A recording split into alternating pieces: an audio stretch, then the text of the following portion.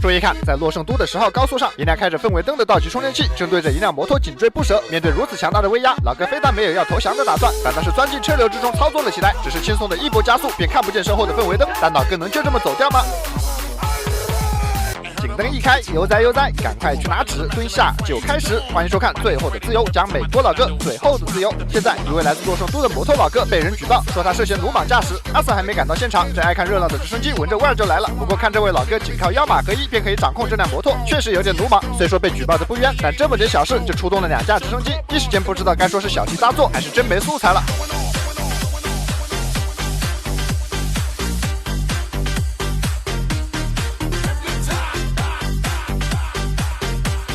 戴好耳机的老哥沉浸在了溜车的快乐之中，甚至差点不小心错过了高速的入口。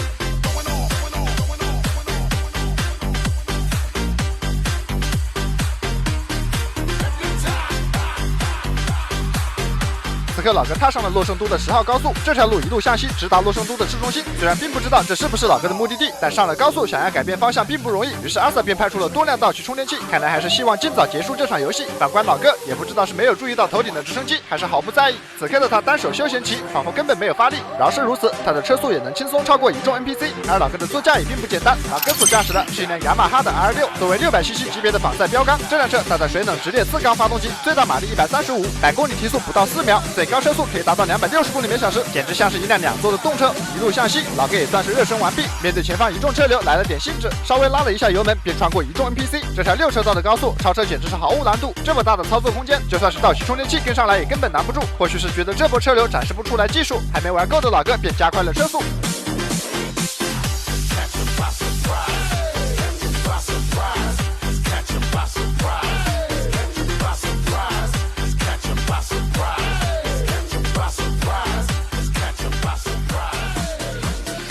看得出来，老哥也是玩嗨了，开始奖励自己钻车缝。但在他的一波操作下，很快便发现这路上一个能打的都没有。正当无聊之际，身后红蓝灯闪烁，突然跟上来一辆道奇充电器，只是瞬间2人便匹配成功。这下好了，天上的直升机还没摆脱，地面部队就跟得上来，但老哥倒是十分沉稳，依旧是不慌不忙。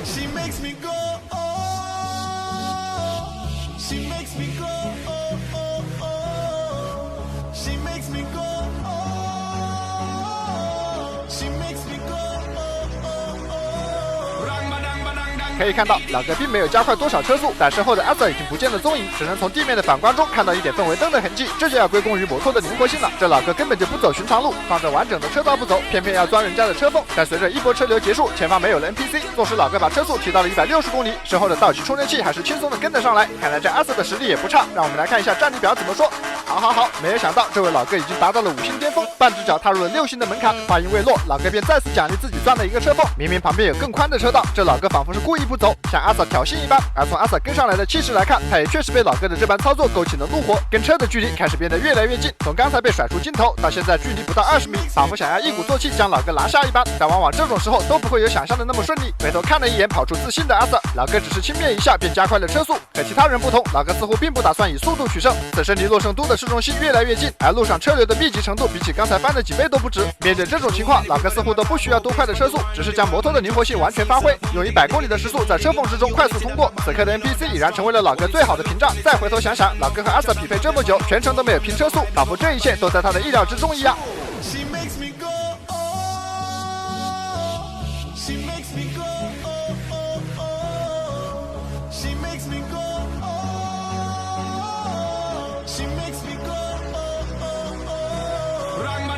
在摆脱阿 Sir 之后，老哥便第一时间下了高速。按道理来说，下一个出口才是洛圣都的市中心。老哥提前一个路口下高速，就是为了防止被其他的阿 Sir 预判。而下高速之后没有看见一个氛围灯，这就说明他的战术非常成功。虽然还没有到真正的市中心，但这依旧有不少的高楼大厦。在这里没有的地面部队，天上的2架直升机简直是如临大敌。而就在这时，老哥突然调转车头，直直的冲向了一个地下通道，吓得直升机连忙呼叫支援。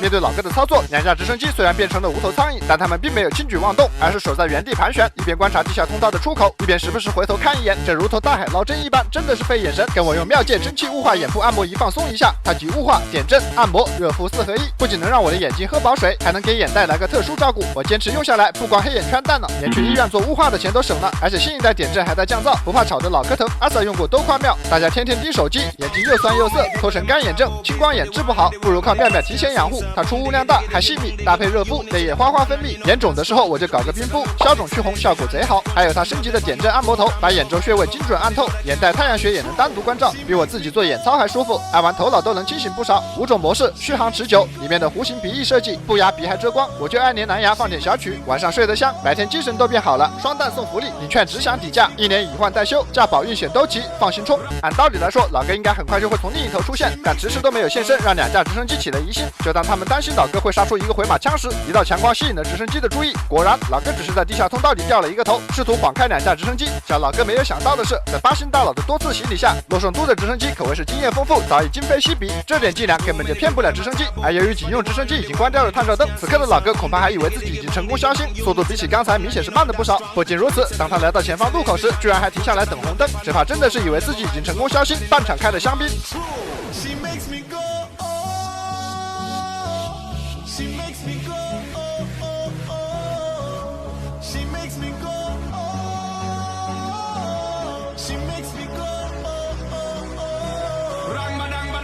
这一片的高层建筑实在是过于密集，地面部队还没有赶来，直升机便再一次跟丢。但是好在这一次并非老哥刻意而为之，因为他以为自己早已成功消星，所以当直升机绕过了这一片区域之后，很快便发现了刚从地下通道出来的老哥。这已经是直升机第2次凭借丰富的经验失而复得，尽管有点运气的成分，但要是老哥始终没有意识到直升机的存在，那这一把只怕是悬了。随着周围的建筑越来越密集，直升机也是丝毫不敢大意。就当他全神贯注盯着这辆摩托时，开着好好的老哥突然一个转弯，毫无征兆的进入了这座停车场。还没有得意多久，又一次失去了老哥的踪迹。至此，这已经是第3次将老哥跟丢。而这座停车场在往期的节目当中也是多次出现。由于它有4个出入口，所以有不少老哥在这里完成了消星。现在直升机能做的就是等地面部队将这里包围。而叫直升机万万没有想到的是，他的通知发出去不到2分钟，一辆摩托便从同一个出口出来。仔细看过灯光后确认，正是刚才进去的那辆摩托。好家伙，没有想到居然能够第3次失而复得，这样一来就能够更加说明老哥不知道直升机的存在。这一把只怕直升机是要立下一个天大的头功。而就当所有人都认为老哥半场开香槟，经过这座高架桥的老哥却是突然消失不见。